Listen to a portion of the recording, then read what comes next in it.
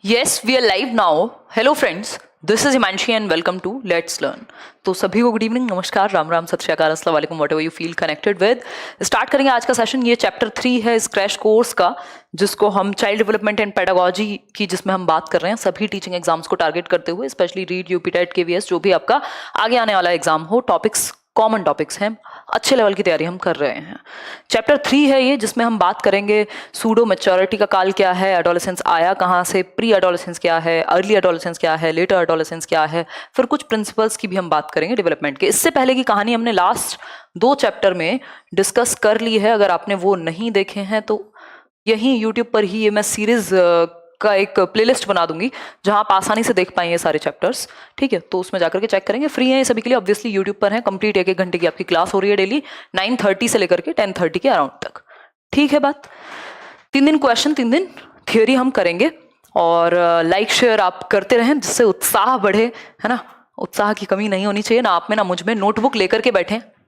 Like share भी अगर नहीं कर रहे हैं तो इतना काम जरूर करें कि नोटबुक लेकर के बैठें, नोट्स बनाते रहें साथ में ही। ठीक, नोटबुक लेकर के बैठेंगे और नोट्स बनाते रहेंगे। अगर हम बात करें child development and pedagogy, teaching methodology, जो आप इसको कहना चाहें, क्योंकि इसमें मिक्स्ड हैं टॉपिक्स, धीरे धीरे आपको हर तरह के टॉपिक देखने को मिलेंगे। अगर मैं बात करूं, आ जाओ पहले सारे के सारे ज्वाइन कर लो। हमने कल इन्फेंसी की बात कर ली थी, अर्ली चाइल्डहुड की बात कर ली थी, उससे पहले हमने कुछ और कॉन्सेप्ट्स को समझा था। आज हम बात करेंगे उत्तर बाल्यावस्था यानी लेटर चाइल्डहुड, जिसको बहुत सारे नामों से जाना जाता है, और फिर हम एडोलेसेंस की बात करेंगे। देन अगर समय बचता है तो हम प्रिंसिपल्स ऑफ डेवलपमेंट की बात करेंगे। ठीक है बात, कोई दिक्कत परेशानी? देखो सीटेट कब होगा पता लग जाएगा। ये साल थोड़ा सा ढीला रहने वाला है टीचिंग वैकेंसीज के मामले में, ऐसा नजर आ रहा है ना। चलिए फिर स्टार्ट करते हैं। जितनी आई हुई वैकेंसीज हैं, एटलीस्ट जो भी है आपके सामने, उसको जरूर टारगेट करके रखिए। ठीक, अगर हम बात करें तो हम बात करेंगे लेटर चाइल्डहुड की। लेटर चाइल्डहुड यानी, ये मैं हटा ही देती हूँ यहाँ से सब कुछ। ठीक, हमने बात की थी प्री नाइटल स्टेज की, फिर हमने बात की थी इन्फेंसी की, फिर अर्ली चाइल्डहुड यानी पूर्व बाल्यावस्था, जिसको टॉय एज कहते हैं, उसकी हमने बात की थी। अब हम फोर्थ स्टेज लेटर चाइल्डहुड, ये कल वाले सेशन में है, जिन्हें देखना हो वो देख लीजिएगा। लेटर चाइल्डहुड यानी उत्तर बाल्यावस्था। उत्तर चाइल्डहुड को भी 2 भागों में विभाजित किया हुआ है कई लोगों ने, उसमें से ये दूसरा भाग है उत्तर बाल्यावस्था। 6 से 12 वर्ष का समय है, 6 to 12 years ऑफ एज। ठीक है, कोई दिक्कत परेशानी, कोई दर्द दुख? अभी कहां से हो गया, हेडिंग डालते ही दर्द दुख आ गए हैं, अभी तो कहानी शुरू भी नहीं हुई है। ठीक, रॉस नाम के एक व्यक्ति हैं, बेसिकली चाइल्ड डेवलपमेंट में, मनोविज्ञान में उनका काम है। तो रॉस कहते हैं, रॉस के अनुसार जो ये बाल्यावस्था है वो क्या है, सूडो मैच्योरिटी का काल है। इस एज को सूडो मैच्योरिटी का काल कहा है। किसने? रॉस ने। नाम है इनका रॉस, हिंदी में लिखना चाहें तो लिख लीजिए रॉस। ठीक, रॉस ने उत्तर बाल्यावस्था को किसका, सूडो मैच्योरिटी यानी मिथ्या परिपक्वता का काल बताया है। ठीक, क्या बताया है? Pseudo maturity. Pseudo maturity, pseudo का मतलब होता है मिथ्या, झूठ एक तरीके से, है ना। मिथ्या परिपक्वता, करेंगे हंसी मजाक, क्यों दुखी हो, परिपक्वता का काल। यहां तक देख भी पा रहे हो या नहीं? हाँ, देख पा रहे हो। ठीक, सूडो मैच्योरिटी का काल बताया है रॉस ने। सूडो मैच्योरिटी का मतलब क्या है? सूडो का मतलब है एक तरीके से फेक या झूठ। ठीक, सूडो यानी रियल में परिपक्व नहीं हुआ बच्चा अभी, मतलब मैच्योरिटी सच में नहीं आई है वो बच्चा ही, बट अपने आप को बहुत बड़ा समझता है, सोचता है कि मैं तो काफी बड़ा हो गया हूं, या फिर मैं तो अब सारे डिसीजन ले सकता हूं, मैं तो बहुत बड़ा हो गया हूं, मुझे किसी की कोई खास हेल्प की जरूरत नहीं, किसी और को मेरी हेल्प की जरूरत हो तो बता दीजिएगा, है ना। जैसे मेरा भाई लगभग इसी स्टेज में है, तो वो आजकल बहुत उसको शौक चढ़ा हुआ है कि स्कूटी तो मैं निकालूंगा, बाइक तो मैं निकालूंगा, है ना। अरे मैं तो ऐसे ही निकाल देता हूँ, मैं छोड़ के आऊं क्या मम्मी स्कूल गाड़ी से? तो ऐसी हरकतें हैं। मिथ्या परिपक्वता यानी सूडो मैच्योरिटी। ठीक, वो फीलिंग है उसको कि मैं मैच्योर हो गया हूं। ऐसे बाहर कहीं जा रहे हो तो बता दो कहां जा रहे हो, मुझे चिंता होती है। ठीक, तो ऐसी चीजें हैं। तो सूडो मैच्योरिटी का काल है, ऐसा लगता है उसे कि वो मैच्योर हो गया है। ठीक, तो ये एक बेसिक बात है, रॉस ने कहा है इस बात को। जबकि जो W.H. किलपैट्रिक हैं, किलपैट्रिक एक व्यक्ति हैं, किलपैट्रिक ये जॉन डुई के शिष्य थे। किलपैट्रिक प्रोजेक्ट मेथड दिया है इन्होंने, अगर आप एक्स्ट्रा में याद रखना चाहें तो। विलियम हियर्ड किलपैट्रिक इनका नाम है, W.H. किलपैट्रिक। इन्होंने क्या दिया है, इन्वेंटर हैं किसके, प्रोजेक्ट मेथड के, यानी परियोजना विधि के, प्रोजेक्ट मेथड के, जो प्रैग्मेटिज्म पे बेस्ड है, यानी प्रयोजनवाद पर बेस्ड है। परियोजना विधि जिसमें ग्रुप में बच्चे किसी एक प्रोजेक्ट पे या प्रॉब्लम सॉल्विंग पे काम करेंगे, परियोजना विधि। ठीक, प्रोजेक्ट मेथड के निर्माता हैं कौन, किलपैट्रिक, W.H. किलपैट्रिक। ये बात सही है कि नहीं है? अमन यादव प्रणाम जी। ठीक, किलपैट्रिक कहते हैं कि ये जो लेटर चाइल्डहुड है ये कॉम्पिटिटिव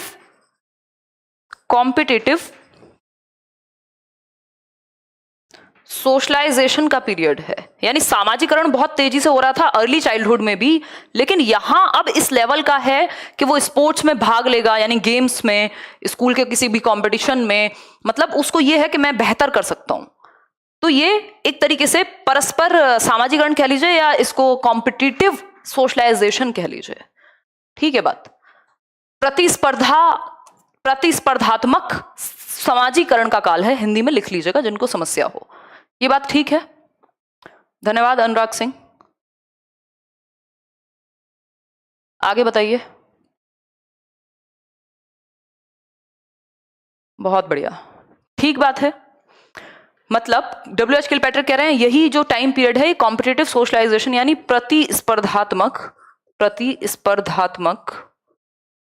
ये देख लेना हिंदी में एक आध मात्रा इधर उधर हो गई हो तो दुख की बात है, बट लेकिन लिखने में आजकल प्रैक्टिस में रहता नहीं है। ठीक, तो ये बात क्लियर हुई सभी को। सूडो मैच्योरिटी 6 से 12, कॉम्पिटिटिव सोशलाइजेशन 6 से 12। अब और कुछ इंपॉर्टेंट बातें हैं जो एग्जाम्स में पूछ ली जाती हैं, जैसे कि एक टर्म है गैंग एज। गैंग एज यानी समूह या ग्रोह की अवस्था, ग्रोह कहना तो गलत होगा, समूह की अवस्था कहेंगे, समूह अवस्था यानी गैंग एज, गैंग पीरियड। बच्चे को ग्रुप्स में रहना बहुत पसंद है, उसको ग्रुप्स में रहना बहुत पसंद है, और इसीलिए इसको गैंग एज कह रहे हैं, क्योंकि अब वो स्कूल जाता है, अपने दोस्तों के साथ रहता है, खेलता है, लंच करता है, सारी चीजें हैं, तो गैंग एज। हाँ, यूपीटेट आसानी से कवर हो जाएगा इस बैच से, कोई दिक्कत ही नहीं है, गैंग एज कहेंगे इसको। इसके अलावा अगर मैं बात करूं तो ये एलिमेंट्री स्कूल एज है, या स्कूल एज भी आप इसको कह सकते हो। इससे पहले वाली जो थी वो प्ले वे वाली एज थी, ये प्रॉपर स्कूल एज है। 6 साल के बच्चे को फर्स्ट क्लास में एडमिशन दिला रहे हो ना आप लगभग, तो एलिमेंट्री स्कूल एज है, यानी विद्यालय की अवस्था यही है। अगर कायदे में देखा जाए तो विद्यालय की अवस्था यही है, और इसी टाइम पीरियड को जो सिगमंड फ्रॉइड हैं,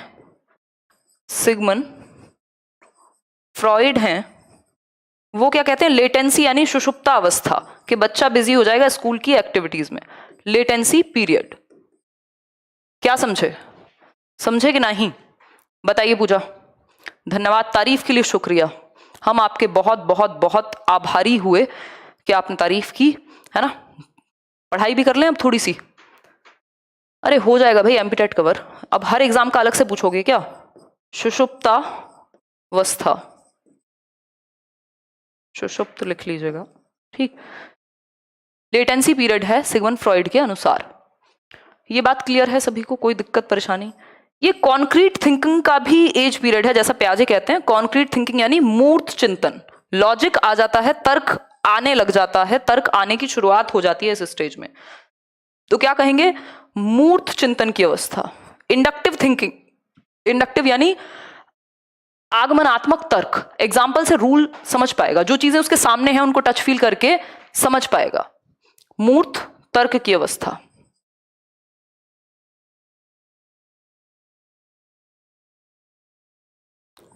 ये बात ठीक है या नहीं? राम विश्वास कह रहे हैं मैम आप ईगो कम रखा करो। अब ये आपकी गलत फहमी है, क्या करें अब, ऐसे लोगों को कैसे समझाएं बताओ, इतनी दूर से जो ये कह दे, बस अपना एक परसेप्शन बना के, हैं, ईगो जैसा कुछ भी नहीं है दूर दूर तक, बट ठीक है, हमारा परसेप्शन होता है कुछ चीज़ों को लेके। कई बार सत्य कड़वा लग जाता है, मतलब क्या कर सकते हैं हम इसमें। एक महाशय तो अभी दूसरे चैनल पे कमेंट कर रहे थे, हिमांशु सिंह नाम है उस चैनल का, और ये कह रहे थे कि आप जाति सूचक शब्दों का इस्तेमाल करती हैं। मैंने पूछा, मैंने कहा पता नहीं क्या हो गया, ऐसा क्या कर दिया, मैं तो कभी भूल के भी इस तरीके की चीजें नहीं करती हूँ। तो उन्होंने लिखा सिंह जो है वो जाति सूचक है। अब बताओ मैं अपना नाम बदल दूं है? तो ऐसी स्थिति में हम कुछ नहीं कर सकते। ऑनलाइन माध्यम में तरह तरह के लोग हैं जिनको पढ़ने से ज्यादा बाकी चीजों में बहुत इंटरेस्ट है। गैंग एज यानी समूह अवस्था, एलिमेंट्री स्कूल एज यानी विद्यालय की अवस्था, सिगमंड फ्रॉइड लेटेंसी पीरियड कहते हैं। कॉन्क्रीट थिंकिंग यानी मूर्त तर्क की अवस्था। ये बात क्लियर हुई? कोई दिक्कत परेशानी, कोई दुख दर्द हो तो बताओ। इसको यूनिक टाइम पीरियड भी कह रहे हैं, यूनिक पीरियड भी कह देते हैं इसको, अनोखा काल है ये, यूनिक पीरियड भी कह सकते हैं इसको। ये ओवरऑल बाल्यावस्था को भी कह दिया जाता है कई बार यूनिक पीरियड, ऐसा नहीं है कि सिर्फ इसी को कहेंगे। ठीक है बात, इतनी बात क्लियर है सभी को। हमने कितनी चीजें पढ़ी, यही तो उद्दीपक है एग्जैक्टली। ये चाहते हैं कि रिस्पॉन्स मिले इनको, बट क्या करें, कोई बात नहीं। अच्छा लाइक शेयर कर दो यार, 7,000 के आसपास लोग देख रहे हैं, 4100 लोगों ने लाइक किया है, हैं? उद्दीपक हमें भी दो थोड़ा, देखो एक बार रीइंफोर्समेंट चाहिए हमें। देखिए लेटर चाइल्डहुड को रॉस ने सूडो मैच्योरिटी यानी मिथ्या परिपक्वता का काल कहा है। किलपैट्रिक ने कॉम्पिटेटिव सोशलाइजेशन यानी प्रतिस्पर्धात्मक सामाजिकरण का काल कहा है। प्रोजेक्ट मेथड किलपैट्रिक ने ही दिया था, जिन्होंने इसको कौन सा काल कहा है? एक मिनट रुको यार, इतनी तेजी से कमेंट कौन करता है?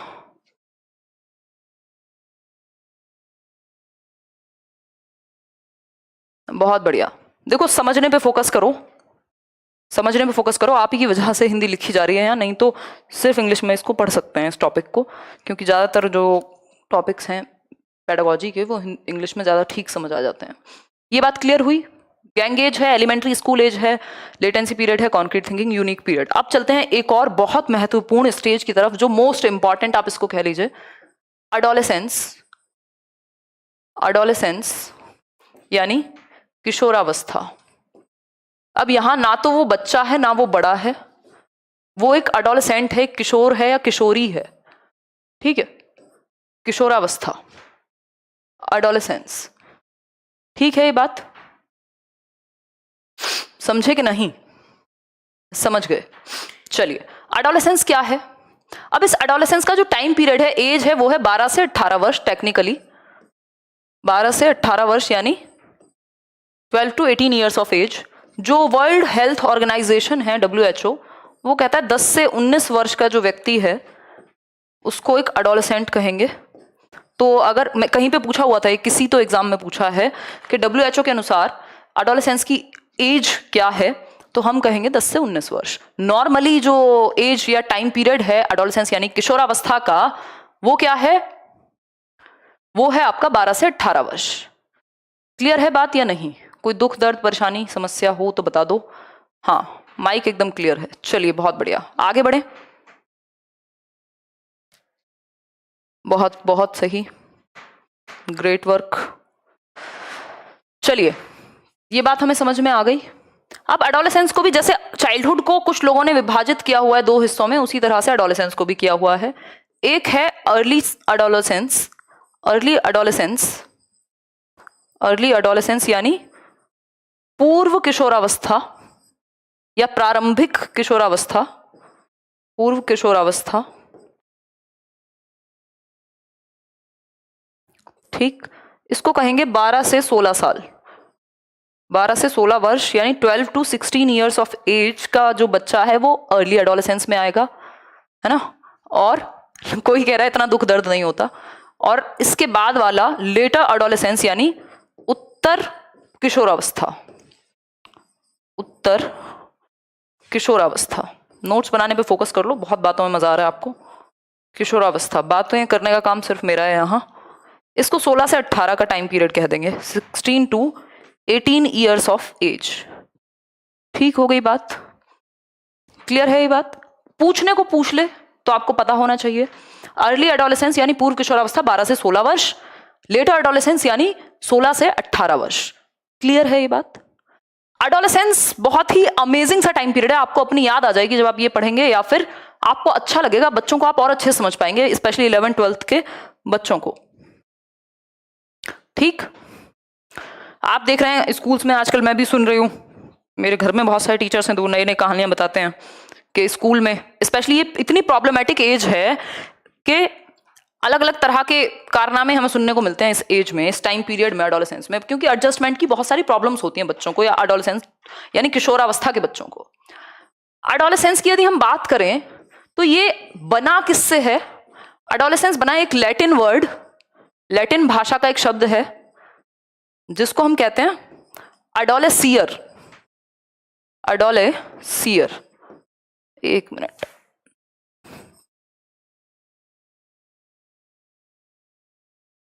एडोलेसियर या एडोसियर भी कह सकते हो आप इसको, ठीक। एडोलेसियर का मतलब क्या है? इसका मतलब है टू ग्रो टू मैच्योरिटी, यानी परिपक्वता की ओर बढ़ना। परिपक्व नहीं हो गया बच्चा, अभी परिपक्वता की ओर बढ़ रहा है ना। तो इसका मतलब है टू ग्रो टू मैच्योरिटी, यानी परिपक्वता की ओर बढ़ना। क्या समझे कि नहीं, बताइए। ये बात क्लियर है भाई? एडोलेसेंस यानी किशोरावस्था, किशोरावस्था जो शब्द है ये एक लैटिन भाषा का शब्द है जो निकला है किससे? एडोलेसियर नाम के शब्द से, है ना। एडोलेसियर नाम के शब्द से, एडोसियर के शब्द से, जिसका मतलब होता है, जिसका शाब्दिक अर्थ होता है, इटिमोलॉजिकली जो अर्थ है इसका वो है टू ग्रो टू मैच्योरिटी, यानी परिपक्वता की ओर बढ़ना। एडोलेसेंस का अपना मतलब है। ये बात समझने में हमें कोई दिक्कत, परेशानी, दर्द, दुख कुछ नहीं है, ठीक है भी तब भी नहीं है। तो परिपक्वता की ओर बढ़ने का मतलब क्या? बच्चा परिपक्व हो नहीं गया है, उसकी तरफ बढ़ रहा है। अब ना तो ये चाइल्डहुड है भाई, चाइल्डहुड तो 6 से 12 तक था ना, सॉरी चाइल्डहुड तो 2 से 12 तक था। तो अब ना तो ये चाइल्डहुड का टाइम पीरियड है, ठीक, और जो अडल्टहुड है इसके बाद वाली स्टेज, परसों हमने समझी थी, अडल्टहुड यानी वयस्कावस्था या प्रौढ़ावस्था, बाद में बुढ़ापा आ जाएगा, वो है आपकी 18 साल के बाद या 20 साल के बाद। अब ना तो ये बच्चा बड़ा ही है और ना ये छोटा ही है, मतलब ना तो आप इसको बच्चा कह सकते हो, ना इसको आप वयस्क कह सकते हो। इसको वोट डालने का भी अधिकार नहीं है, शादी करने का भी अधिकार नहीं है, कोई अधिकार नहीं है इसके पास ऐसा। मतलब अभी तो इसको आइडेंटिटी क्राइसिस में मान रहे हैं कि अभी तो आइडेंटिटी बनेगी, यही तो टाइम है खुद को बनाने का। तो ना तो ये बच्चा है, ना तो ये अडल्ट है, फिर ये है कौन? ये एक किशोरी है या किशोरावस्था में किशोर या किशोरी है, एडोलेसेंस पीरियड है, यानी ये एडोलेसेंट है। इस अवस्था के लोगों को एडोलेसेंट कहेंगे, किशोर या किशोरी कहेंगे। ना तो ये बच्चे हैं ना तो ये बड़े हैं, ये किशोरी हैं या किशोर हैं, ठीक, क्लियर है ये बात? अब क्योंकि ये बीच का टाइम पीरियड है, चाइल्डहुड से अडल्टहुड की तरफ ट्रांजिशन का पीरियड है, इसलिए इसको ट्रांजिशनल पीरियड कह देते हैं। क्या कहते हैं इसको? ट्रांजिशनल पीरियड, यानी परिवर्तन का काल, ट्रांजिशनल पीरियड। ये आया हुआ क्वेश्चन है, ट्रांजिशनल पीरियड यानी परिवर्तन का काल कहेंगे इसको। किसके बीच में? चाइल्डहुड और अडल्टहुड के बीच का। ये बात समझने में कोई दिक्कत परेशानी हुई? नहीं हुई, ठीक। ट्रांजिशनल पीरियड, दूसरे रूप में, दूसरा एक नाम इसको हम कह देते हैं, ये ब्रिज है, यानी ये पुल के जैसा है। किसके बीच में? चाइल्डहुड और अडल्टहुड के बीच में एक ब्रिज के जैसा। ये ब्रिज ही तो है बीच में। जो एडोलेसेंस क्या है, ये एडोलेसेंस ब्रिज के जैसा है जो चाइल्डहुड और अडल्टहुड के बीच में है। क्या गिरा? ओहो, ठीक। तो ये ब्रिज है, ट्रांजिशनल पीरियड है, परिवर्तन का काल है। ये बात ठीक है या नहीं? बिल्कुल, इतनी बात हमें सबको समझ में आ गई। अब अगर हम बात करें तो एडोलेसेंस को मैं एक बार फिर से आपको रिमाइंड करा दूंगी लास्ट में कि क्या क्या कहते हैं इसको। एडोलेसेंस नाम की एक बुक लिखी, किसने? स्टैनली। स्टैनली का डब्बा नहीं है, स्टैनली हॉल है, स्टैनली हॉल ने, व्यक्ति का नाम है स्टैनली हॉल, बहुत ही फेमस बुक एडोलेसेंस पे इन्होंने लिखी बुक, एक किताब, नाम क्या है? किशोरावस्था। बुक का नाम ही एडोलेसेंस है, किशोरावस्था। और स्टैनली हॉल कहते हैं, उनका एक कथन है, स्टेटमेंट है, कोट एंड कोट लिख लीजिएगा, adolescence is the period of stress and storm. ठीक, period of, it's a period of stress and storm.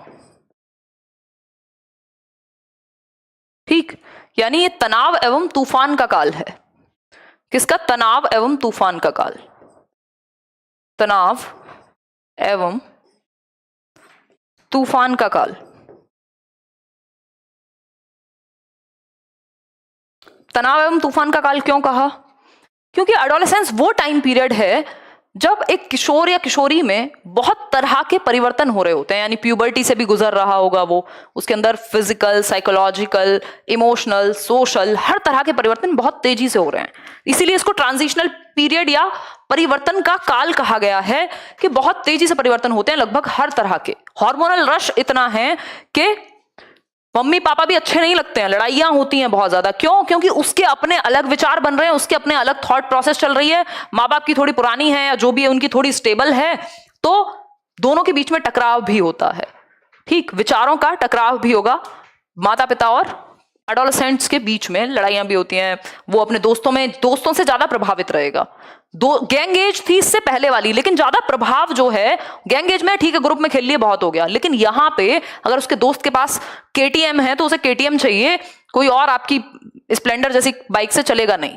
तो ग्रुप का बहुत ज्यादा प्रभाव है, अत्यंत प्रभाव है किसका? ग्रुप का। ये बात ठीक है, सभी को समझ में आ गई होगी। तो एडोलेसेंस को स्ट्रेस एंड स्टॉर्म का पीरियड कहा है स्टैनली हॉल ने। एक और चीज, इसको आइडेंटिटी क्राइसिस कहा गया है। एरिक एरिक्सन ने कहा है आइडेंटिटी क्राइसिस है। क्या है? आइडेंटिटी क्राइसिस है, यानी पहचान का संकट। पहचान का संकट।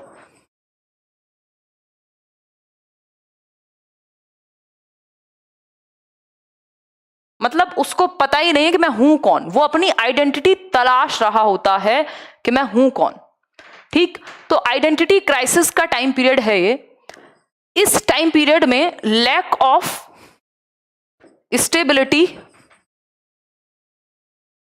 एंड एडजस्टमेंट, देख पा रहे हो यहां तक? तो lack of stability and adjustment यानी समायोजन की कमी है। एडजस्टमेंट यानी समायोजन, जो अपना एनवायरमेंट है उसमें वो ठीक से समायोजन नहीं कर पाता। लड़ाइयां हो रही हैं, कभी कुछ और हो रहा है, कहीं दोस्तों में लड़ाई हो गई, कभी टीचर से कुछ बात हो गई, इमोशंस को नहीं मैनेज कर पा रहा। आजकल तो ब्रेकअप और पैचअप सारे झंझट यहीं पे हैं, है ना? तो लैक ऑफ स्टेबिलिटी यानी इमोशनल स्टेबिलिटी की कमी है, वो जो स्थिरता है उसकी कमी है। ठीक, स्थिरता की कमी और समायोजन, स्थिरता व समायोजन की कमी, अपने एनवायरनमेंट में ठीक से एडजस्ट नहीं हो पा रहा।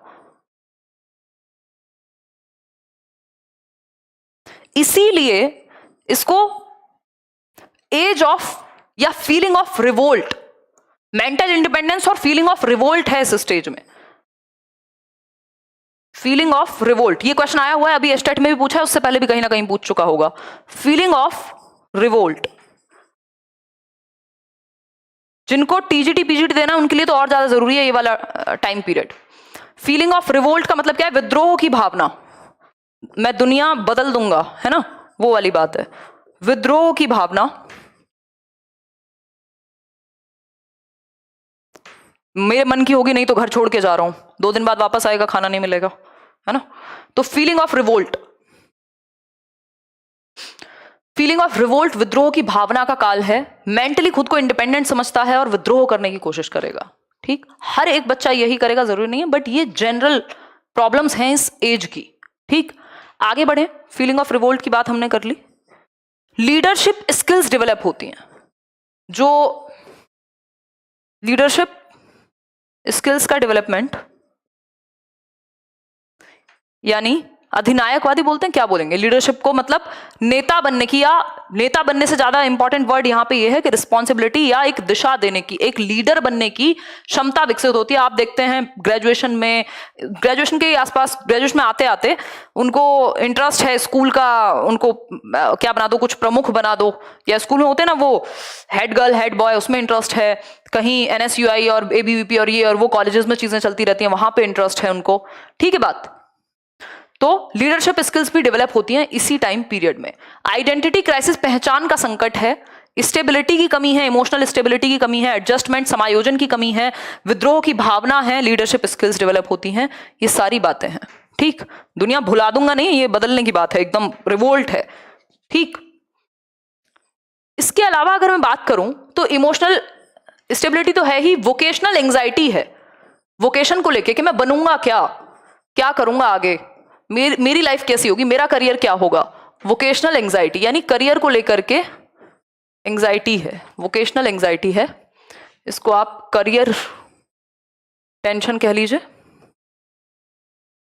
कई बार क्वेश्चन ऐसे दे देता है कि कौन सी एक विशेषता नहीं है, तो कभी भी याद रखना एडोलेसेंस में इमोशनल स्टेबिलिटी कभी विशेषता नहीं होगी, इमोशनल इंस्टेबिलिटी होती है, यानी इमोशनली वो स्टेबल फील नहीं करते, आज ये कल वो, ठीक। ये बात क्लियर है? आगे बढ़े, नेक्स्ट पॉइंट पे बढ़े, एक बार रिफ्रेश कर लेते हैं। यार इतने कमेंट करते हो, पढ़ते कब हो मुझे ये बता दो, बस पढ़ते कब हो ये बता दो।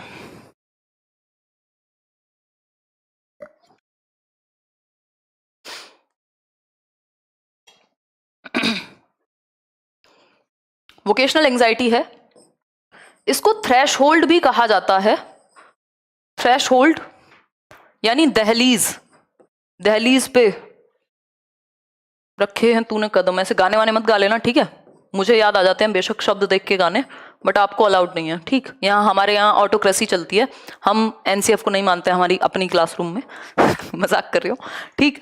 दहलीज किसकी, थ्रेशहोल्ड किसका, थ्रेशहोल्ड टू अडल्टहुड, यानी वयस्कता के दहलीज पे खड़ा हुआ है एक एडोलेसेंट, यानी निब्बा निब्बी की एज है, एग्जैक्टली, बिल्कुल सही बात है, मजे मत लो, हैं पढ़ाई पे ध्यान नहीं है, बहुत बहुत मजा आ रहा है निब्बा निब्बी का मजाक उड़ाने में, है उनकी कोई फीलिंग्स नहीं है।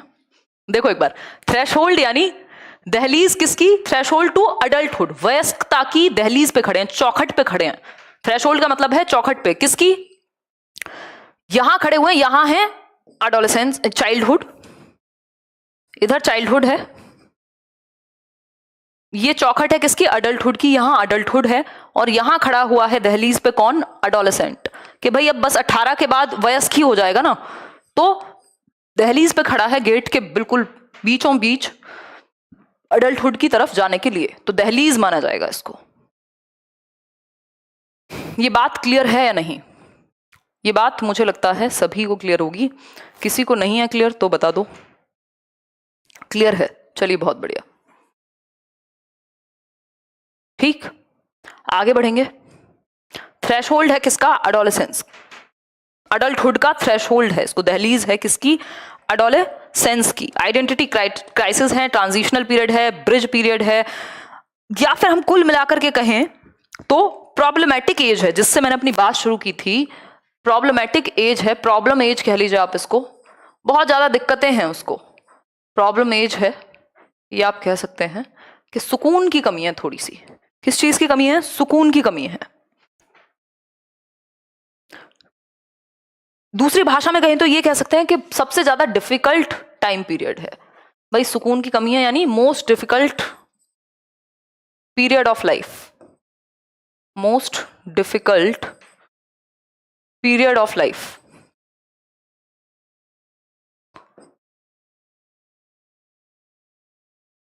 ठीक, ऐसे मैं 21 साल की थी जब मैं ऐसे सर को बोलती थी, एक सर हैं अपने दीपक सर, तो उनको बोलती थी मैं किसी बात पे, हम डिस्कशन करें, मैंने सर मुझे लग रहा है मेरा एडोलेसेंस खत्म नहीं हुआ अभी, किशोरावस्था गई नहीं है अब, कह रहे बेटा किशोरावस्था तो गई है अब, मैंने कहा तो फिर उसके आफ्टर इफेक्ट्स रह गए हैं।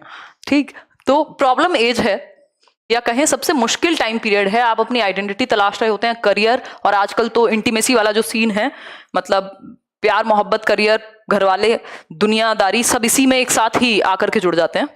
ठीक,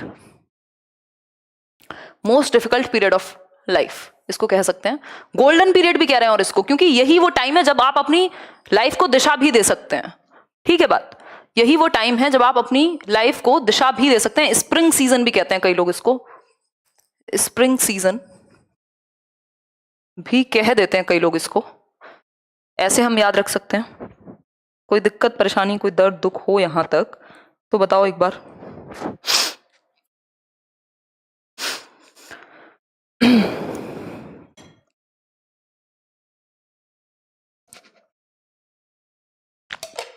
आज तो पानी की भी कमी है हमारे यहाँ, लेके आएंगे कोई बात नहीं। देखो spring season, golden period, difficult period, सब यही है। एक और बहुत बड़ा इसकी विशेषता है, हीरो वर्शिप की एज है। बसंत ऋतु कहेंगे स्प्रिंग सीजन को, बसंत ऋतु लिख लेना हिंदी वालों, बसंत ऋतु मतलब हिंदी मीडियम वालों, हिंदी वाले तो हम सभी ही हैं, ठीक। बसंत ऋतु, हीरो वर्शिप यानी क्या कहेंगे इसको, वीर पूजन का काल, या जो भी आप कहें, वीर पूजन की अवस्था।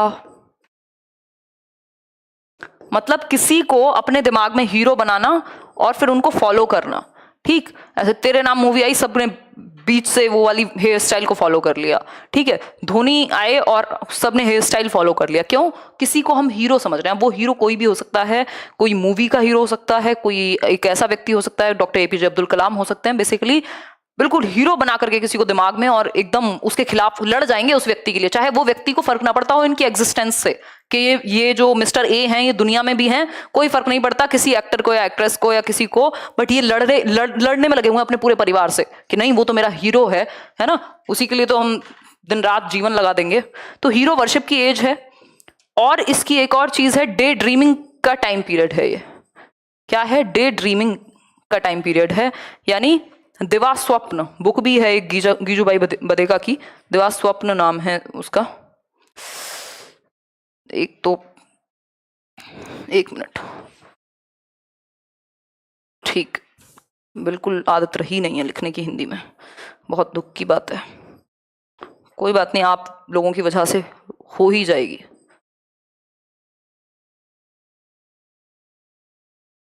ठीक, आई थिंक मैंने सही लिखा है, कुछ गड़बड़ हो तो ठीक कर लीजिएगा, ठीक।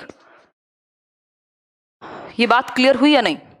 तो क्या हुआ, दिवा स्वप्न यानी डे ड्रीमिंग, वो अपनी एक दुनिया में है कि मैं तो ये कर दूंगा, मैं तो वो कर दूंगा, अभी तो मैं ऐसे बनूंगा, मैं तो आईएएस बन जाऊंगा, मैं तो प्रेसिडेंट बन जाऊंगा कंट्री का, या बन जाऊंगी, है ना, और मैं तो एकदम सिंड्रेला लगती हूँ। मतलब वो अपनी ही एक दुनिया में है, इमेजिनेशन की दुनिया में है, ठीक, इमेजिनेशन की दुनिया में है, डे ड्रीमिंग की अवस्था है ये। क्लियर हुई बात, या कोई और समस्या बाकी है? देख रहे हो एडोलेसेंस के कितने सारे फीचर्स हैं। एक और इसी से रिलेटेड गुण है, एडोलेसेंट या एडोलेसेंस ईगोसेंट्रिज्म यानी किशोरावस्था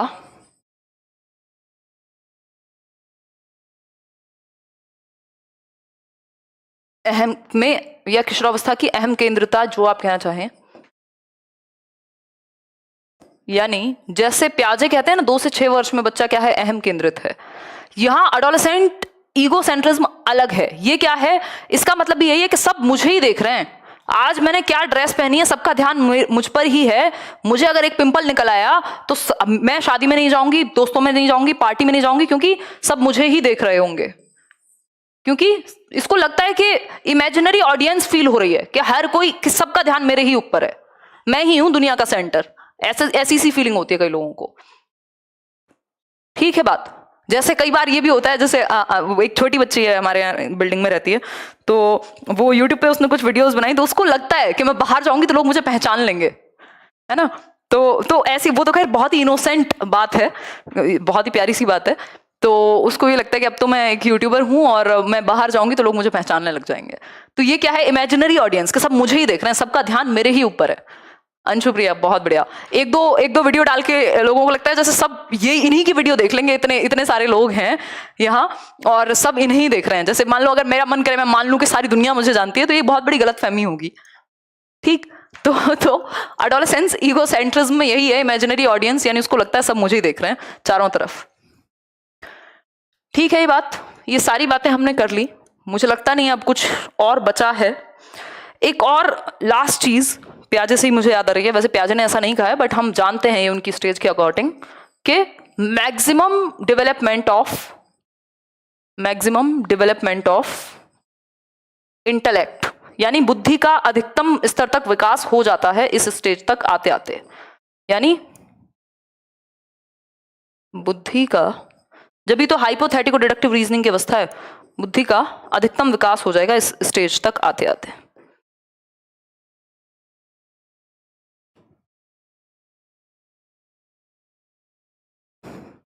ठीक। मीतू चौधरी कह रहे हैं स्वागत नहीं करोगे हमारा। हाँ बिल्कुल, आप ही का तो स्वागत करेंगे। ये 8,000 लोग बिठाए हुए हैं हमने आपके स्वागत के लिए। भाई इनको लाइक करके बताओ कि आप लोग हो। ये सारी बातें समझ ली, बहुत देर से हम एडोलेसेंस को डिस्कस कर रहे हैं, होपफुली आपको ये चीज समझ में आ गई होगी। ठीक ठीक है, चलिए आगे बढ़ते हैं। एडोलेसेंस के बारे में 1000 बातें हमने कर ली। अब इसमें कुछ डिसऑर्डर भी होते हैं खाने से रिलेटेड, जो कभी कभी क्वेश्चन पूछ लेता है। ईटिंग डिसऑर्डर्स हैं कुछ, ईटिंग डिसऑर्डर्स है ना, कुछ खाने से संबंधित कुछ विकार कह सकते हैं हम, जिसमें 2 विकार बहुत फेमस हैं। ये एक विकार तो बहुत बार पूछा गया है, एनोरेक्सिया नर्वोसा। देख पा रहे हो ना यहाँ तक? ये कैमरा ज्यादा जूम कर देती हूँ तो मुझे पता नहीं लगता, मैं यहाँ से गायब हो जाती हूँ, मैं बोलती रहती हूँ और, है ना। तो एनोरेक्सिया नर्वोसा हिंदी में भी लिख देंगे, इसको ऐसे ही लिखा जाएगा, एनोरेक्सिया।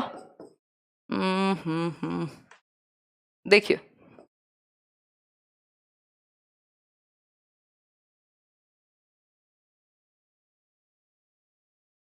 नर्वोसा, ये ईटिंग डिसऑर्डर ही है, ज्यादातर लड़कियों के साथ होता है। उनको लगता है कि मेरा वेट बढ़ रहा है बिना मतलब भी, चाहे उनका वेट आइडियल वेट से कम हो, बट फिर भी लग रहा है कि वेट बढ़ रहा है मेरा, कहीं वेट ना बढ़ जाए, तो वो खाना छोड़ देते हैं।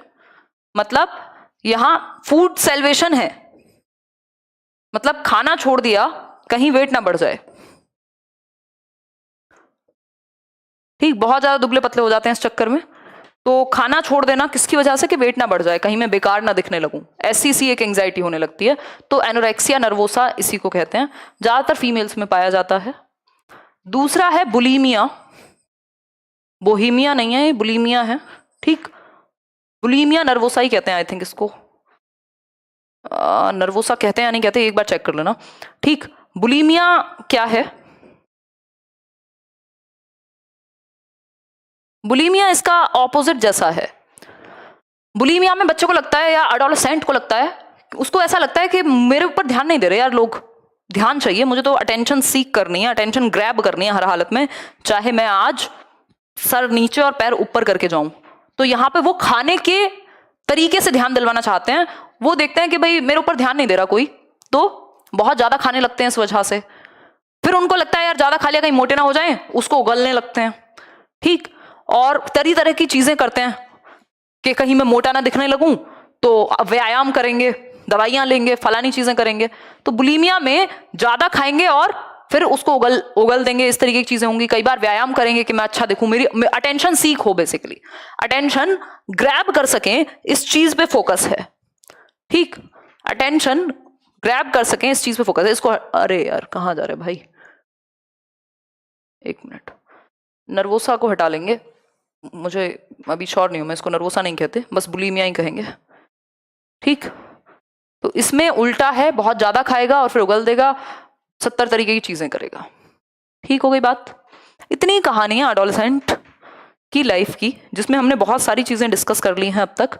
मैं आपको कुछ प्रिंसिपल्स ऑफ डेवलपमेंट समझा देती हूँ, वैसे तो बहुत ज्यादा इंपॉर्टेंट नहीं होते हैं, बट फिर भी एक आध नंबर में पूछ लेता है तो आपको पता होने चाहिए प्रिंसिपल्स ऑफ डेवलपमेंट। ये सारी कहानी मुझे लगता है एक बार आप फिर से रिवाइज कर लेंगे इस क्लास को देखने के बाद। ठीक, वॉइस नहीं आ रही यहां से, एकदम क्लियर है, पागल मत बनाओ। ठीक, नूब नहीं हूं मैं, ठीक है, ऐसे टेक्नोलॉजी के मामले में I am not noob, pro नहीं हूं तो बीच से तो ऊपर ही हूं, अबव एवरेज हूं, है ना। प्रो भी नहीं कहूंगी क्योंकि आजकल मैं थोड़ा, पहले हुआ करता था ऐसा, अभी मेरा ध्यान आप लोगों के ऊपर रहता है तो बहुत ज्यादा टेक्नोलॉजी में नहीं रहता है, बट अबव एवरेज स्थिति है। देखो एक बार, अगर मैं बात करूं किसकी? प्रिंसिपल्स ऑफ डेवलपमेंट की। बस हमारे लिए स्टेजेस यहीं तक महत्वपूर्ण थी। आज मैंने बहुत सारी चीजें बताई हैं, इनको अच्छे से समझ लीजिएगा। प्रिंसिपल्स ऑफ डेवलपमेंट यानी विकास के कुछ सिद्धांत हैं, 8-9, वैसे हैं तो बहुत सारे बट काम के 8-9 ही हैं। जैसे एक सिद्धांत है प्रिंसिपल ऑफ कॉन्टिन्यूटी यानी निरंतरता का सिद्धांत। प्रिंसिपल ऑफ, देखो हम जानते हैं वृद्धि और विकास एक बहुत बड़ा टर्म है, ब्रॉड डोमेन है, यानी विस्तृत चीज है वृद्धि और विकास। तो इसको समझने के लिए प्रिंसिपल्स थोड़ा सा आसान बना देते हैं, इसको समझने के लिए, इसको समझने में प्रिंसिपल्स आसानी करते हैं, इसलिए कुछ सिद्धांत बनाए गए वर्ल्ड वाइड जिससे विकास को समझने में आसानी हो। तो ये है निरंतरता का सिद्धांत, कॉन्टिन्यूटी, निरंतरता का सिद्धांत, निरंतरता का सिद्धांत, इसको भी समझ लेते हैं लगे हाथों। निरंतरता का सिद्धांत क्या कहता है? निरंतरता का सिद्धांत कहता है जो डेवलपमेंट है वो कॉन्टिन्यूअस है, सतत है, कभी नहीं रुकता। कॉन्टिन्यूअस है यानी सतत है, कभी रुकेगा नहीं, लाइफ लॉन्ग चलेगा, जीवन पर्यंत, जिसको हम कहेंगे जीवन पर्यंत। आप लोगों का बहुत ही प्यारा रिस्पॉन्स है, मैं एक्साइटेड रहती हूँ रात की क्लास के लिए। कॉन्टिन्यूअस है, लाइफ लॉन्ग है। मैं भी बहुत टाइम से बहुत ज्यादा काम कर रही थी, अभी बड़ा अच्छा सा फील हो रहा है, पिछले कुछ दिनों से थोड़ा सा कम कर दिया है मैंने। ठीक है, बहुत बढ़िया, आगे बढ़े। लाइफ लॉन्ग यानी जीवन पर्यंत, कॉन्टिन्यूअस, लाइफ लॉन्ग। और क्या कह सकते हैं हम इसको? इसको हम कह सकते हैं कि it never stops, it never stops, कभी रुकता नहीं है। जो विकास है कभी रुकता नहीं है, हमेशा चलता रहता है। कभी किसी पक्ष में धीमा हो जाएगा, तेज हो जाएगा, बट चलेगा, हमेशा चलेगा। ठीक, आगे बढ़ेंगे। नेक्स्ट, दूसरा टाइप है डिफरेंस बिटवीन, या वेरिएशन कह सकते हो, difference in rate of development. ये बड़ा अच्छा इसको कहेंगे हम, क्योंकि इस चीज को नहीं समझ पाते। हम समझते हैं कि डेवलपमेंट तो बिल्कुल एक ही तरीके से होगा, जबकि जो रेट है, जो दर है ना विकास की, उसमें अंतर पाया जा सकता है। इंडिविजुअल टू इंडिविजुअल दर में अंतर हो सकता है, स्टेज के हिसाब से, स्टेजेस के अकॉर्डिंग जो रेट ऑफ डेवलपमेंट है उसमें अंतर पाया जा सकता है। जैसे अर्ली चाइल्डहुड और इन्फेंसी में बहुत तेजी से शारीरिक वृद्धि और विकास होता है, जबकि लेटर चाइल्डहुड में थोड़ा कम हो जाएगा, एडोलेसेंस में फिर ज्यादा होगा। तो रेट अलग हो सकता है और अलग अलग इंडिविजुअल में भी दर अलग हो सकती है, बट होगा जरूर, रुकेगा नहीं, लेकिन रेट में वेरिएशन हो सकता है। जिस दर से विकास हो रहा होगा, वृद्धि हो रही होगी, वो दर अलग अलग हो सकती है। इसको आप इंडिविजुअल डिफरेंसेस के सिद्धांत से भी जोड़ सकते हो कि जरूरी नहीं है अगर किसी बच्चे ने 9 महीने में चलना सीख लिया तो सारे बच्चे 9 महीने में चलना सीख जाएंगे। हो सकता है किसी को 1.5 साल लगे, बट उस स्टेज में ही सीख जाएंगे। दर भिन्न हो सकती है, रेट जो है वो डिफरेंट हो सकता है। इतनी बात सभी को क्लियर है? कोई दिक्कत परेशानी? एक होता है principle of inter relation, principle of inter relation, inter relation यानी अंतः संबंध का सिद्धांत, अंतः संबंध का सिद्धांत।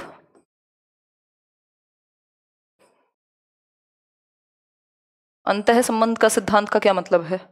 भाई हमने पढ़े हैं जो ब्रॉड डोमेन्स हैं, विकास के जो प्रकार हैं, मेन जो ब्रॉड या मेन टाइप्स ऑफ डेवलपमेंट हैं, मेन टाइप्स ऑफ डेवलपमेंट हैं, वो कितने हैं? सिर्फ 4, बल्कि ब्रॉड तो 3 ही है, चौथा इसी से जुड़ा हुआ है, फिर भी हम 4 याद रखते हैं। फिजिकल, कॉग्निटिव, PCSE से आपको याद कराया हुआ है, सोशल और इमोशनल। PCSE, ठीक, ये बात क्लियर है? ये 4 ब्रॉड डोमेन्स हैं PCSE, यानी आपका शारीरिक विकास, इसको कहेंगे शारीरिक विकास, शारीरिक विकास। फिर है आपका संज्ञानात्मक विकास, यानी आपके दिमाग से रिलेटेड। फिर सामाजिक, जिस समाज में आप रहते हैं, सोशल बीइंग हैं आप। फिर आपका सामवेगिक, थोड़ा सा शॉर्ट में लिख रही हूं ताकि समय थोड़ा बच जाए, ठीक है बात? न्यू कोर्स कब? 1 अप्रैल से एडमिशन ओपन होंगे, उसमें अभी बंद किया हुआ है। मैं भी थोड़ा, अभी जितने बैच चल रहे हैं उसमें खुशी है, ज्यादा जल्दी नहीं है, ठीक? तो फिजिकल, कॉग्निटिव, सोशल, इमोशनल, ये 4 ब्रॉड डोमेन्स हैं। ठीक, ये सब आपस में इंटर रिलेटेड हैं। क्या हैं? इंटर रिलेटेड हैं। भाई आपके दिमाग में दर्द है तो शरीर पे भी प्रभाव पड़ेगा। सोशली आप दुनिया से कटे हुए हैं तो आपके संज्ञान पे भी प्रभाव पड़ेगा। भाई आप देख रहे थे लॉकडाउन में कितनी ज्यादा समस्याएं उत्पन्न हो रही थी। क्यों? खाना तो मिल रहा था आपको, एटलीस्ट जो लोग ये वीडियो देख रहे हैं उनको तो मिला ही होगा, बट सुकून नहीं मिल रहा था क्योंकि 4 दोस्तों से मिलने को नहीं मिल पा रहा था, बाहर का खाना नहीं खा पा रहे थे, है ना।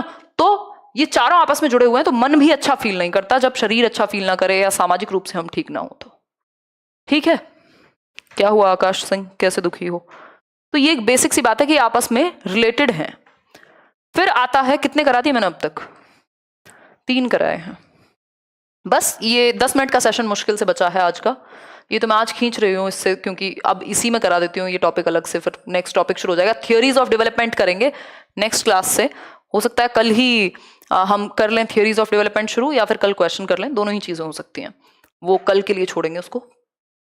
अच्छा, एडोलेसेंस में आज मैंने एक क्वेश्चन दिया था कम्युनिटी टैब पे कि एडोलेसेंस में यानी 16 वर्ष की उम्र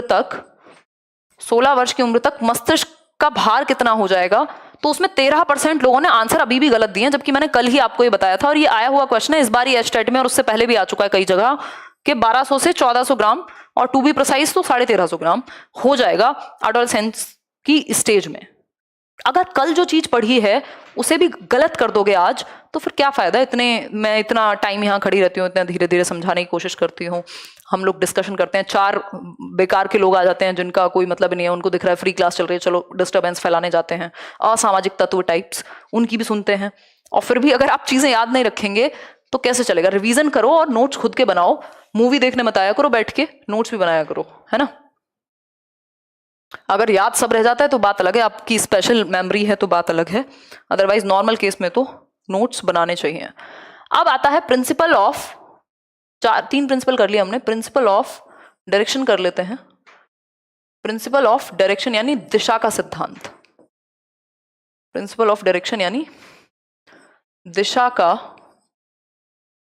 सिद्धांत। दिशा पता नहीं है ना, तो पता करेंगे। देखो, वृद्धि की अपनी कोई दिशा नहीं होती बहुत ज्यादा, वो सीक्वेंस में नहीं चलती, टेढ़ी मेढ़ी कैसी भी चल सकती है, बट विकास की एक दिशा होती है, यानी प्रिंसिपल की एक डायरेक्शन है। अब इसमें मेनली 2 डायरेक्शन है, एक तो है सेफेलोकाउडल यानी सिरोध पदोन्मुखी, यानी सर से पैर की ओर। दूसरा है प्रॉक्सिमोडिस्टल, जिसकी हिंदी में हमेशा ही भूल जाती हूं, प्रॉक्सिमोडिस्टल। दूसरी दिशा है प्रॉक्सिमोडिस्टल, इसको कह सकते हैं समीपस्थ दूरस्थ विकास, लेकिन इसका और एक थोड़ा सा आसान नाम होता है, किसी को याद आ रहा हो तो बताओ मुझे। समीपस्थ दूरस्थ विकास तो बड़ा मुश्किल हो जाता है, थोड़ा सा कोई आसान, हिंदी में कई सारे नाम आ जाते हैं बट इंग्लिश में सेम ही रहेगा हमेशा नाम, तो इंग्लिश में याद रखोगे तो ज्यादा बेहतर रहेगा। कोई नहीं बता पा रहा, बातों में लगे हुए हैं सब। मस्तकोदमुखी तो यही है यार, सिरोध पदोन्मुखी कोई मस्तकोदमुखी कहते हैं, पागल बनाने की कोशिश कर रहे हो, हैं? नूब समझते हैं हम का? बताइए। हाँ, केंद्र विमुख आई थिंक कहते हैं, हाँ केंद्र विमुख कहते हैं, केंद्र विमुख लिख देती हूँ। Very good.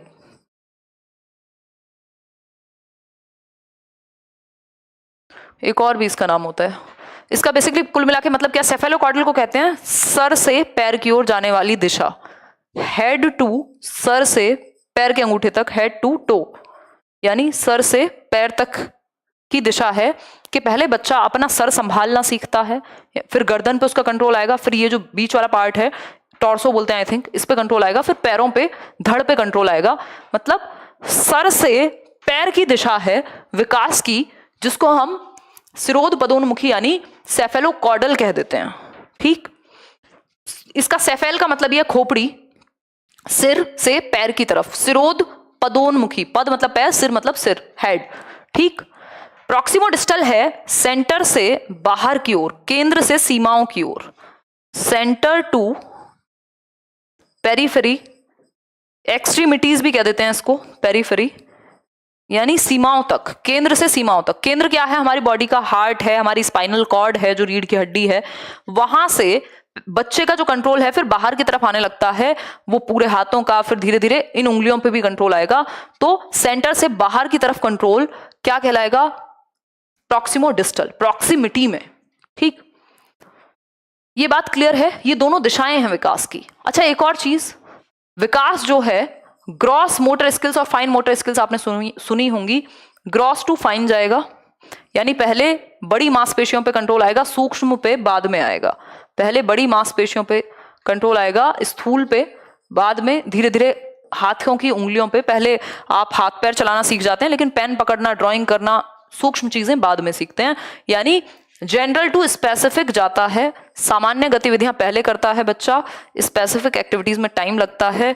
जैसे पूरी बॉडी से रोना, और स्पेसिफिक एक्टिविटी क्या है? सिर्फ 2 उंगलियों से इस पेन को उठा लेना। शुरुआत में वो पूरे हाथ का इस्तेमाल करेगा। तो ये सामान्य से विशिष्ट की ओर जाना है विकास का। इतनी बात क्लियर हुई? यार आप लोग तो बहुत रात तक जगे रहते हो मेरे साथ, बहुत खुशी की बात है। तो ये बात क्लियर हुई या नहीं हुई? ये बात बिल्कुल क्लियर है। कोई और दिक्कत, परेशानी? कितने कर लिए हमने अभी तक? हमने कर लिया 4। चलो 2-3 और करते हैं। देखो, कई लोग कहते हैं कि अर्ली डेवलपमेंट, जैसे सिगमंड फ्रॉइड कहते हैं कि अर्ली डेवलपमेंट ज्यादा महत्वपूर्ण है लेटर डेवलपमेंट की बजाय। यानी जो शुरुआती 4-5-6 साल हैं आपके जीवन के बच्चे के, वो ज्यादा महत्वपूर्ण है बाद के डेवलपमेंट से। तो नींव वहीं रख जाती है, एक तरीके से ये कह सकते हैं। एक होता है spiral versus principle of spiral versus linear development. ये क्या बीमारी है देखते हैं, है ना? इसमें क्या है? स्पाइरल का मतलब है आगे पीछे आगे पीछे। वो स्पाइरल होती है ना आपकी जो नोटबुक्स होती हैं स्पाइरल वाली, जिसमें से ऐसे पेज निकाल लेते हो आप, है ना? स्पाइरल लीनियर है, सीधी रेखा। अब विकास ऐसा तो नहीं हो सकता कि एक ही दर से हो। अभी हमने समझा था रेट में अंतर होता है, डिफरेंस होता है दर में। किसी स्टेज में ज्यादा तेज होती है, किसी स्टेज में कम होती है। डिफरेंस इन रेट, यानी विकास की दर में अंतर पाया जाता है और व्यक्तिगत विभिन्नता पाई जाती है। एक व्यक्ति से दूसरे व्यक्ति में, एक बच्चे से दूसरे बच्चे में अंतर पाया जा सकता है। छुट्टी करेंगे अभी, रो मत। तो डेवलपमेंट इज नॉट लीनियर। ऐसा नहीं हो सकता कि सेम गति से इतने परसेंट है तो इतने ही परसेंट बढ़ेगा हर स्टेज में, ऐसा नहीं हो सकता। डेवलपमेंट इज नॉट लीनियर, यानी रेखीय नहीं होता। रेखीय नहीं हो सकता कि सीधा चलेगा स्ट्रेट लाइन में, ऐसा पॉसिबल नहीं है। डेवलपमेंट स्ट्रेट लाइन नहीं है ना? वो ऐसा है जैसे वो मूवीज में दिखाते हैं ना, वो हार्ट बीट ऊपर नीचे जाती रहती है, ऐसे ही डेवलपमेंट है। स्ट्रेट लाइन मतलब खत्म, ठीक? स्ट्रेट लाइन नहीं है। तो ये वर्तुलाकार है। क्या है? वर्तुलाकार है, यानी एक स्टेज में ये आगे मूव करता है, आउटवर्ड नहीं कहेंगे इसको, इंक्रीमेंट कहेंगे एक स्टेज में। एक वर्ड मुझे एग्जैक्टली नहीं, मिस कर रही हूं मैं, ठीक? तो हम कहेंगे एक स्टेज में आगे बढ़ेगा, यानी इंक्रीमेंट होगा। दूसरी स्टेज में ये पीछे आएगा, कंसोलिडेट करने के लिए बैकवर्ड मूव करेगा मजबूती के लिए। कैसे भाई? हाथ पैर तो जन्म से है ना बच्चे के, बहुत तेजी से इन्फेंसी और अर्ली चाइल्डहुड में बहुत तेजी से शरीर के अंगों का विकास हुआ। लेकिन जो लेटर चाइल्डहुड है, उत्तर बाल्यावस्था है 6 से 12 वर्ष की, उसमें आप देख रहे हैं बहुत तेजी से हाइट नहीं बढ़ रही, लेकिन हाइट थोड़ी गति कम हो गई, लेकिन उसकी जो मसल्स में, जो उसकी हड्डियों में जान है वो आ रही है, कंट्रोल उसके अंदर आ रहा है। उसकी मोटर एक्टिविटीज, उछलना कूदना चलना दौड़ना, ये अच्छे हो रहे हैं, साइकिल चलाना। तो एक स्टेज में आगे बढ़ा विकास, दूसरी स्टेज में पीछे रुका, थोड़ा ठहरा आराम करने के लिए और कंसोलिडेट करने के लिए, खुद को मजबूत करने के लिए। इसी को हम क्या कहते हैं? इसी को हम स्पाइरल डेवलपमेंट कहते हैं। समझ में आया या नहीं? बताइए बुड़बक, समझ में आया कि नहीं? एक तो मैंने पता नहीं क्या क्या रख लिया पैरों के नीचे, मैं किस दिन गिरूंगी यहां से मुझे लग रहा है। खैर कोई बात नहीं। देखिए, सचिन कुमार क्यों ज्यादा हीरो बन रहे हो? पढ़ लेते हैं, पढ़ने में भलाई है। रात को 10:30 बजे जुड़े भी हुए और फालतू बातें कर रहे हो विकास दुबे के बारे में। यहाँ पॉलिटिकल बातें नहीं होती हैं। देखिए एक बार, कोई रो रहा है, कह रहा है मैडम ये लोग लाइक और शेयर नहीं कर रहे हैं। कोई बात नहीं, आई अंडरस्टैंड, दैट्स ओके। कर दिया जिनको समझ में आना था, जिनको मदद होनी थी। इतने दुखी मत हुआ करो, ये सब मजाक की बातें हैं। एक प्रिंसिपल ऑफ यूनिफॉर्म पैटर्न होता है, प्रिंसिपल ऑफ यूनिफॉर्म पैटर्न यानी सार्वभौमिक है, जो इसका पैटर्न है वो सार्वभौमिक है। सार्वभौमिकता का सिद्धांत है। ठीक, इसका मतलब है पूरी दुनिया में यूनिफॉर्मिटी पाई जाती है पैटर्न में। यानी अगर जन्म से 2 वर्ष का बच्चा इन्फेंट है तो वो पूरी दुनिया में है ना। एडोलेसेंस में प्रॉब्लम है तो वो अमेरिका के बच्चे में भी रिवोल्ट, फीलिंग ऑफ रिवोल्ट हो सकती है, वो इंडिया के बच्चे में भी हो सकती है, वो नाइजीरिया के बच्चे में भी हो सकती है। यानी यूनिफॉर्मिटी है। पूरे वर्ल्ड में जो स्टेजेस हैं वो सार्वभौमिक हैं, वो फिक्स्ड हैं, वो यूनिफॉर्म हैं, सबके लिए फॉलो की जाती हैं। ठीक, तो सभी बच्चों के लिए जो स्टेजेस हैं, जो पैटर्न है वो सेम है, बट इस पैटर्न में रेट में डिफरेंस हो सकता है, रेट में, दर में अंतर पाया जा सकता है, दर कम और ज्यादा हो सकती है, लेकिन पैटर्न सभी के लिए सेम है। एडोलेसेंस पूरी दुनिया में एक ही जैसा रहेगा। ठीक, आगे बढ़ेंगे नेक्स्ट पॉइंट पे। कई सारे कर लिए, अब छुट्टी कर दें क्या आपकी? बताओ एक बार। जनरल टू स्पेसिफिक भी मैंने समझा दिया, अब कई तो जोड़ के समझा दिए हैं। चलो और एक दो समझ लेते हैं। ये प्रिंसिपल ऑफ प्रिडिक्टेबिलिटी तो मैंने आपको कल ही बता दिया था, यानी अनुमान लगा सकते हो आप पहली स्टेज को देख करके या बचपन में शुरुआती एक्टिविटीज को देख करके कि आगे बच्चे का जो एक्टिविटीज हैं वो कैसी रहेंगी। अनुमान का सिद्धांत कह सकते हो आप इसको। एक होता है प्रिंसिपल ऑफ इंटीग्रेशन, बस इसको समझ के छुट्टी करते हैं। प्रिंसिपल ऑफ इंटीग्रेशन यानी कह सकते हैं एकीकरण का सिद्धांत। किसका? एकीकरण का सिद्धांत। एकीकरण का सिद्धांत।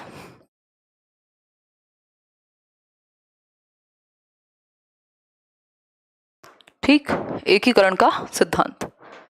क्लियर है बात या नहीं? अभी तो मैम खाना भी नहीं खाया। आपने या मैंने तो नहीं खाया है, और भूख भी अच्छी खासी लग गई है अब तो। मैंने तो मम्मी को कह दिया था आज नहीं खाऊंगी, बट भूख लग रही है। अब मम्मी मुझे खाना नहीं देंगी, बाहर से खाने की इच्छाएं खत्म हो गई हैं आजकल। देखिए समोसा खा रही हूँ बट 3 दिन से। देखो प्रिंसिपल ऑफ इंटीग्रेशन, ये कोई नहीं पूछेगा दिया किसने था। एकीकरण का सिद्धांत से यहां मतलब है पहले बच्चा पूरी बॉडी को यूज करना शुरू करता है, whole body, then parts of body, then parts और बॉडी दोनों, पार्ट्स एंड होल दोनों, यानी एक साथ। यानी पहले आपको हाथ पैर चलाने आ गए, फिर हाथ अलग पैर अलग, उंगलियां चल रही हैं, हाथ चल रहे हैं, फिर जब मन कर रहा है उंगली भी चला रहे हो, हाथ भी चल रहे हैं, दोनों एक साथ काम कर रहे हैं जब जरूरत पड़ रही है। जैसे कंप्यूटर में जब आप कंप्यूटर का यूज कर रहे हो तो आपकी आंखें और आपके हाथ एक साथ चल रहे हैं, इंटीग्रेशन में है, एकीकरण में है, एक साथ वर्क कर रहे हैं वो। ठीक है, जब आप साइकिल चला रहे हैं तो आपकी आंखें, आपके पैर, आपके हाथ सब एक साथ भी काम कर रहे हैं, और जब आपका मन करेगा फोन निकाल के आप कान पे लगा लेंगे साइकिल चलाते हुए एक हाथ से पकड़ के, तो ये एकीकरण है। जब मन करेगा पार्ट्स को यूज करेंगे, पूरी बॉडी को यूज करेंगे, पार्ट्स और बॉडी दोनों को एक साथ यूज कर लेंगे। इसी को हम प्रिंसिपल ऑफ इंटीग्रेशन कहते हैं। ठीक है बात? ये बात क्लियर हो गई या नहीं? कोई कह रहा है फाइन मोटर और ग्रॉस मोटर का कॉन्सेप्ट बता दो। यार कितनी बार तो बताया है? क्लियर हो गई बात? चलिए, इंटीग्रेशन समझ में आ गया होगा मेरे ख्याल में, अब दिक्कत नहीं होगी आपको इस बात में। देखो ग्रॉस मोटर और फाइन मोटर में कुछ नहीं है। ग्रॉस मोटर, मोटर स्किल्स का मतलब है जो दौड़ने भागने से रिलेटेड फिजिकल एक्टिविटीज जिनमें थोड़ी जान लगे, ग्रॉस मोटर स्किल्स और फाइन मोटर स्किल्स। ये आज का आखिरी टॉपिक है, आपका डाउट है तो मैं बता देती हूँ। ठीक, फाइन का मतलब होता है सूक्ष्म गतिक कौशल, सूक्ष्म गतिक यानी गति वाले गतिक कौशल,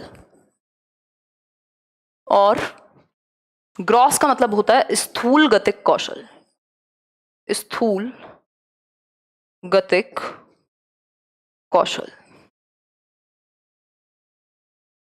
क्लियर है ये बात? ठीक, ग्रॉस का मतलब क्या है? ग्रॉस का मतलब है यहां आपकी बड़ी मसल्स, यानी बड़ी मसल्स, बिग मसल्स कह लीजिए आप इनको, हिंदी में लिख देती हूं बड़ी मांसपेशियां। जैसे आपके आर्म्स हो गई, आपकी लेग्स हो गई, भाई टांगे हो गई, ये बाहें हो गई, दौड़ के जा रहे हो, दौड़ने में, कूदने में इन बड़ी मांसपेशियों का इस्तेमाल होता है। ग्रॉस मोटर स्किल्स यानी बड़ी फिजिकल एक्टिविटीज करने वाली मसल्स, बड़ी मसल। फाइन मोटर है जिसमें छोटी मसल्स, यानी छोटी मसल्स फाइन स्किल्स का यूज होता है। जैसे ड्राइंग में आपके उंगलियों की मसल्स हो सकती हैं, आपके हाथों की फिंगर मसल का कोऑर्डिनेशन। ड्राइंग हो गई, पेंटिंग हो गई, राइटिंग हो गई, लिखना सीखा होगा आपने, आईलाइनर लगाना सीखा होगा कई लोगों ने, काजल लगाना सीखा होगा कई लोगों ने कान साफ करने की ट्रेनिंग ली होगी। वो सब किस में आएंगे? कई लोगों को बुनाई आती होगी।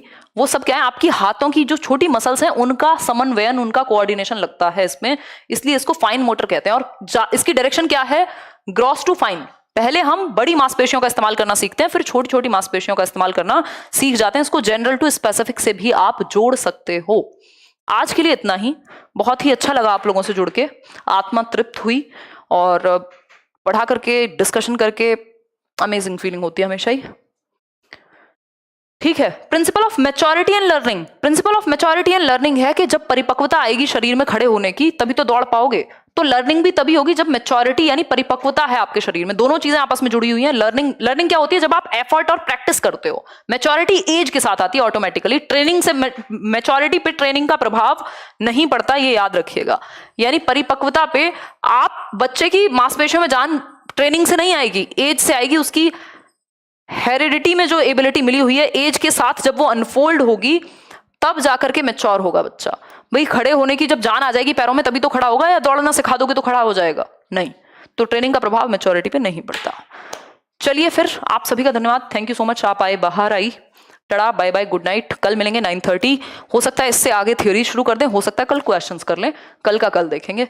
ठीक, good night, thank you so much. Session पसंद आया हो तो लाइक, शेयर और सब्सक्राइब बिना कहे करें, ताकि आपको अलग अलग तरह से कुछ इंटरव्यू सेशंस भी आएंगे आगे आगे, हेल्प मिल सके सभी टीचिंग एग्जाम में और लाइफ में भी। सिर्फ एग्जाम्स तक हम सीमित नहीं है। जब भी डिस्कशन, कोई भी विचार विमर्श होता है तो आप लोगों के साथ होता ही है। चलिए, टेक केयर, ध्यान रखिए अपना।